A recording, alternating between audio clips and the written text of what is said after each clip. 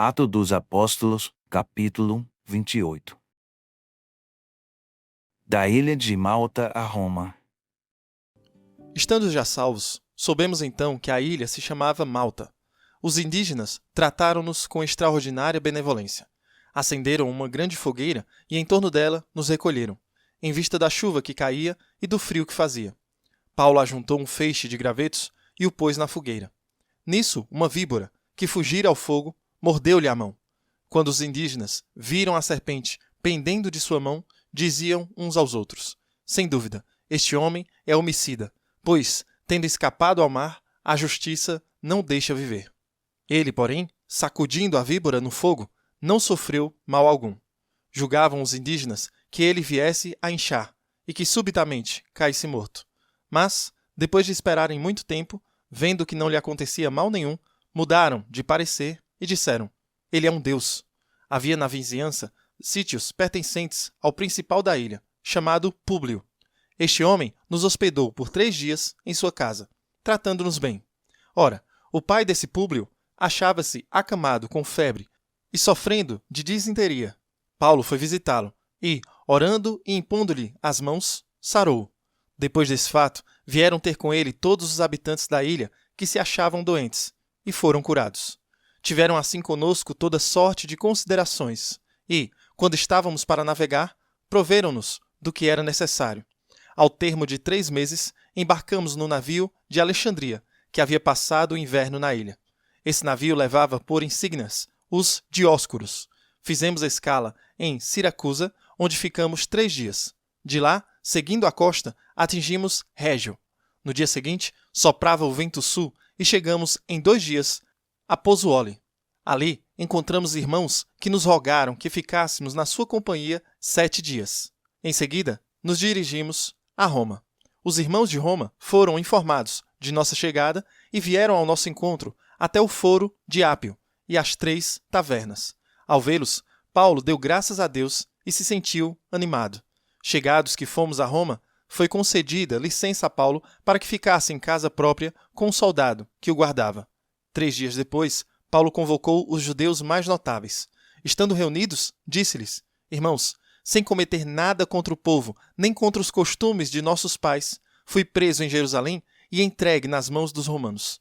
Estes, depois de terem instruído o meu processo, quiseram soltar-me, visto não achar em mim crime algum que merecesse morte. Mas, opondo-se a isso os judeus, vi-me obrigado a apelar para César, sem tentar, contudo, acusar de alguma coisa a minha nação. Por esse motivo, mandei chamar-vos para vos ver e falar convosco. Porquanto, pela esperança de Israel, é que estou preso com esta corrente. Responderam-lhe eles: não temos recebido carta alguma da Judéia que fale em ti, nem de lá tem vindo irmão algum que nos dissesse ou falasse mal de ti.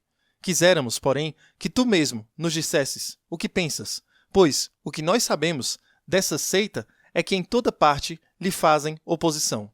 Marcaram um dia e muitos foram procurá-lo no albergue, onde se achava hospedado. A conversa durou desde a manhã até a tarde.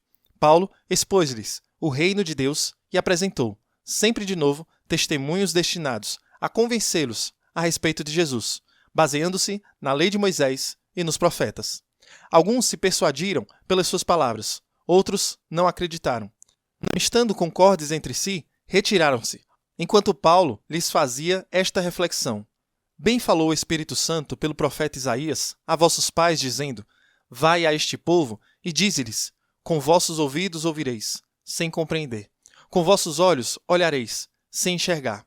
Coração obstinado o deste povo, ouvido duro, olhos fechados, para não verem com a vista, nem ouvirem com o ouvido, nem entenderem com o coração, e se converterem, e eu os curar. Ficai, pois, sabendo que aos gentios é enviada agora esta salvação de Deus, e eles a ouvirão. Havendo dito isso, saíram dali os judeus, discutindo animosamente entre si.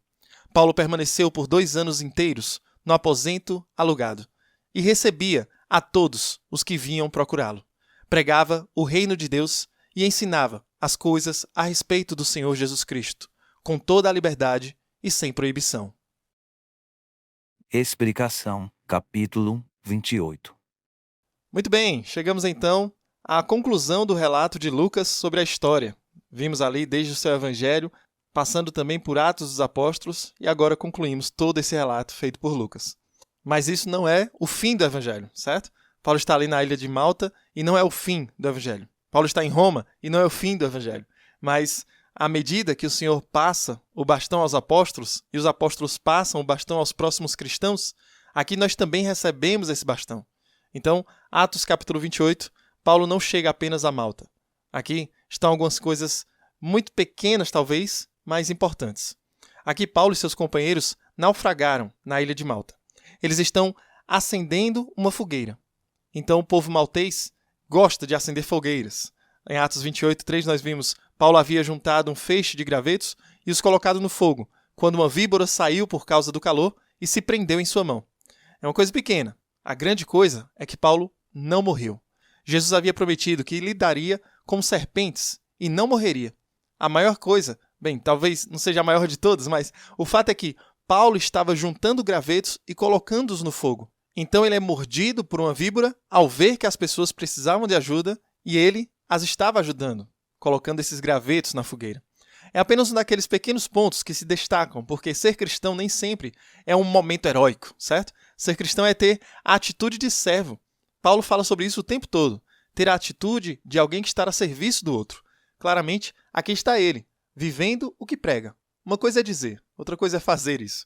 Claramente aqui, Paulo não está apenas fazendo milagres com o povo maltês, ele também está participando da construção das fogueiras dos maltas, coletando varas. Isso provavelmente aponta mais para seu personagem do que qualquer outra coisa. De qualquer forma, Paulo contribui. Não apenas isso, mas seu objetivo é pregar o evangelho e aproveitar esta oportunidade.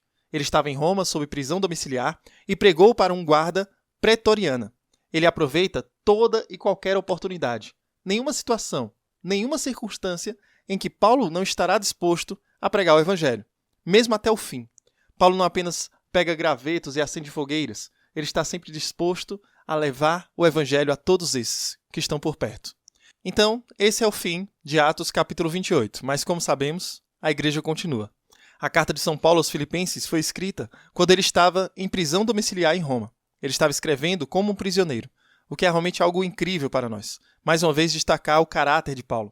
Paulo quase não menciona, quer dizer, ele menciona algumas coisas que acontecem com ele.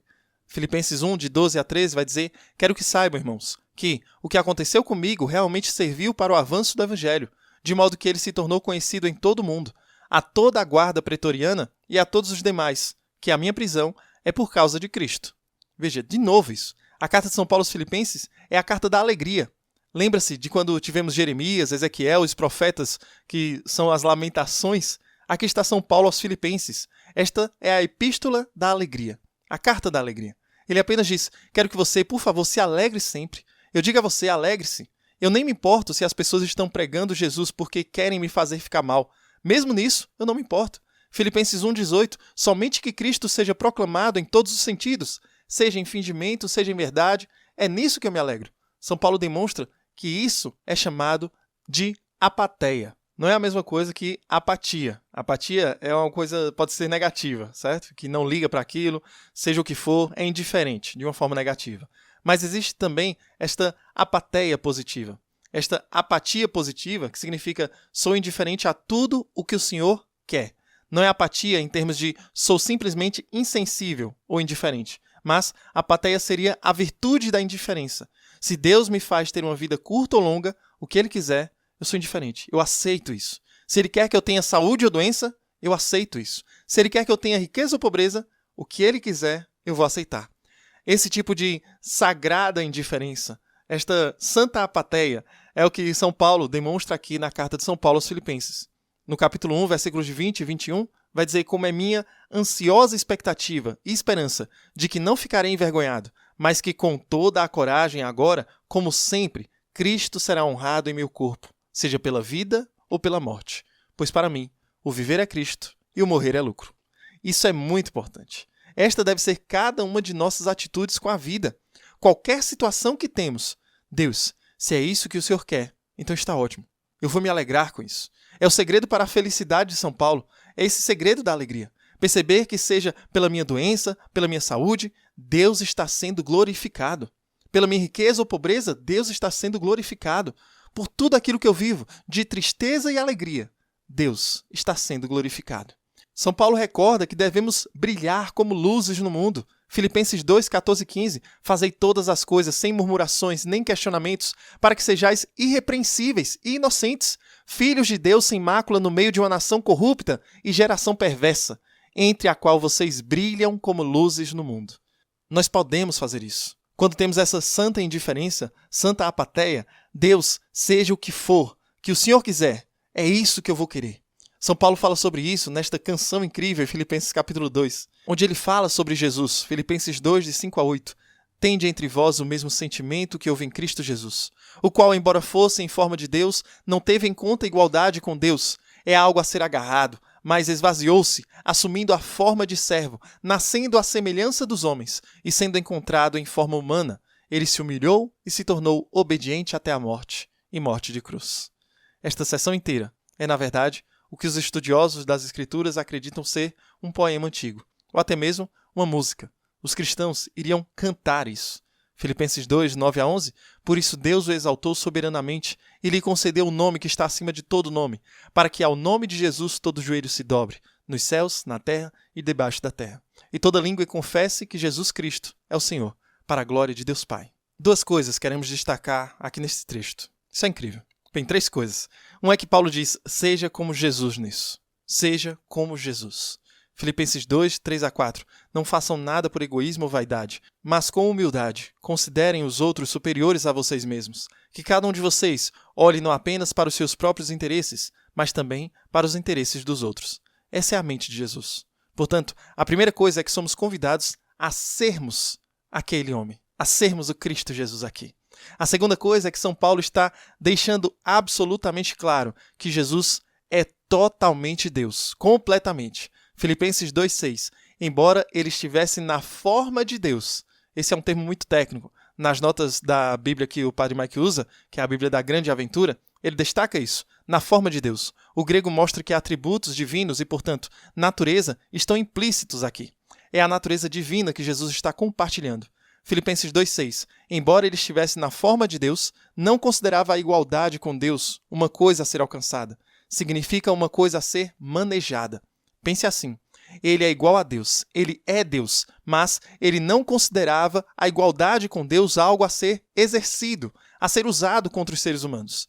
Filipenses 2,7. Mas esvaziou-se a si mesmo, assumindo a forma de servo, nascendo à semelhança dos homens. Ele tinha a forma de Deus, a natureza de Deus. Ele tinha a forma de um servo, a natureza da humanidade. Isso é incrível. A profundidade, a verdade teológica que é comunicada aqui em Filipenses capítulo 2. E em terceiro lugar, este é completamente esquecido com frequência. Filipenses 2:10. Ao nome de Jesus se dobre todo joelho, nos céus, na terra e debaixo da terra. Essa é uma das razões pelas quais nós não podemos tomar o nome do Senhor em vão. Dizer o nome de Jesus Cristo de forma descuidada é pior, porque o nome de Jesus, todo joelho deve se dobrar diante dele. Não apenas amaldiçoar, todo joelho deve se dobrar no céu, na terra e debaixo da terra. Até os demônios dobrarão os joelhos ao nome de Jesus.